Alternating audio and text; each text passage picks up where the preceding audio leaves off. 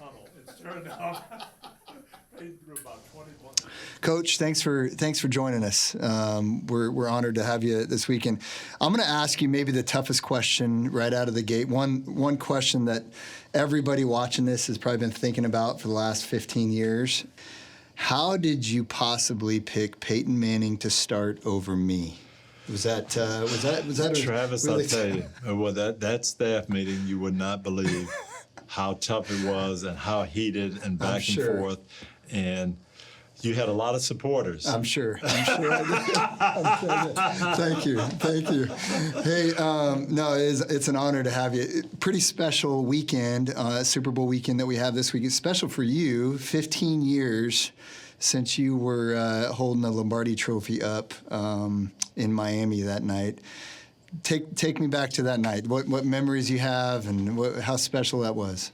Really unbelievable, because a long climb for me from my rookie year as a player, changing position from quarterback to defensive back for the Steelers, not even thinking you're going to make the team, to being part of that Super Bowl run with Chuck Noll and the Steelers, and then becoming an assistant coach, and long climb to be a head coach, and then disappointments in the playoffs, and then you finally get there and you win it all, and it was just such a great feeling. And you just sit there and think, man, this was a long climb, but was it fun? You know, Coach, you've always been admired as a man who stands up for your faith. I'd love for you maybe just to give a little bit of background of where your faith come from, your upbringing, and then the impact that football had on it that took you to a whole nother level. Travis, I was so blessed to grow up in a home where I learned about the Lord early. But I was like so many young boys at that time.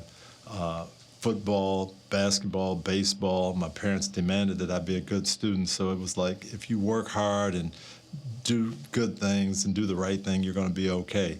And Christ was kind of in the rearview mirror for a long time. So I go to Pittsburgh, and it was the best thing that ever happened to me. The very first meeting we're in, I'm in the front row ready to take notes, and Coach Noll says, "Welcome to the National Football League." That you're now getting paid to play football, so that makes it your profession. But please, men, don't make football your whole life. If you make football your whole life, you're going to leave the game disappointed. That's the first thing I heard as a professional athlete. Huh. And I wasn't ready for it, Travis, because I'm writing that down, and I realized I had made football my whole life for about 10 years.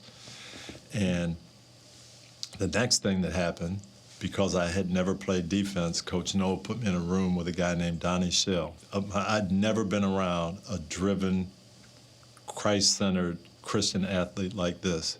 We're unpacking our stuff in the dorm room, and Donnie said, "So what have you been reading?" So, well, I've been reading the playbook, trying to figure out what a safety does, you know. He's, no, what are you reading? What are you reading? How's the Lord speaking to you? And I said, well, I haven't read my Bible in a while here. I'm trying to learn how to play this position.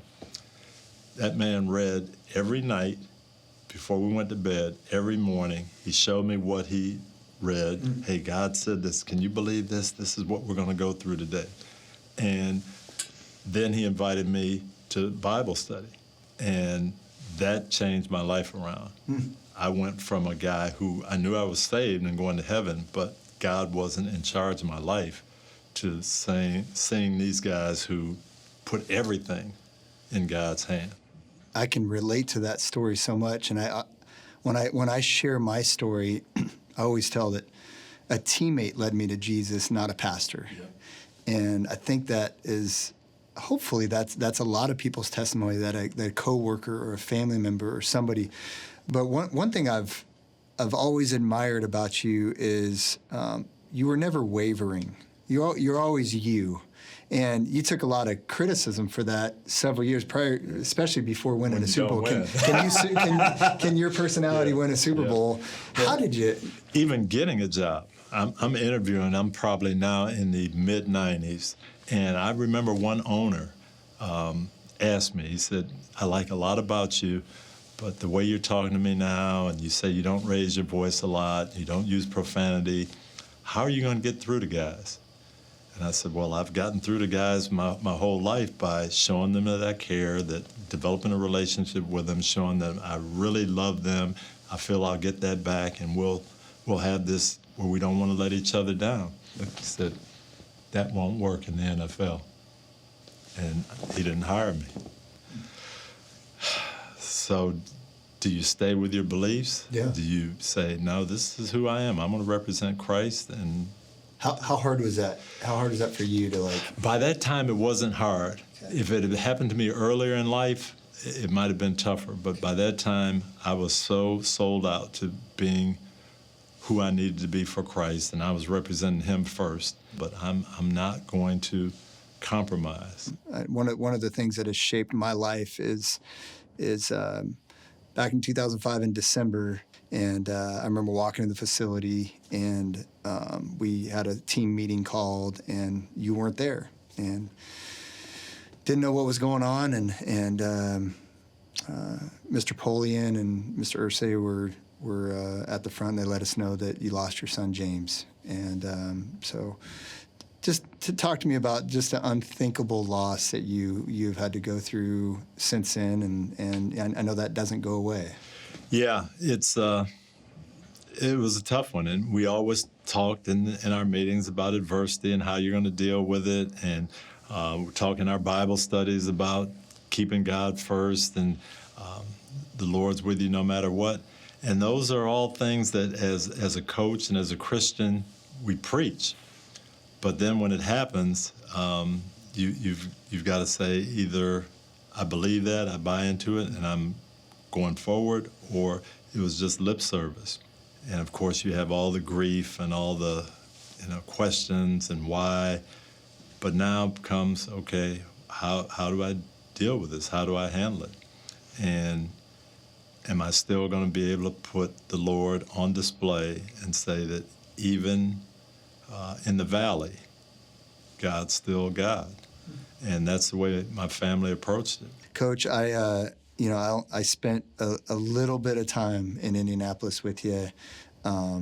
It was a little bit of time that impacted me for the rest of my life, just being with you. But you personally, I want to thank you for taking some time, not just then, but now, and pouring into our church. I know our church is going to be more blessed because they get to hear from you and encouraged by you.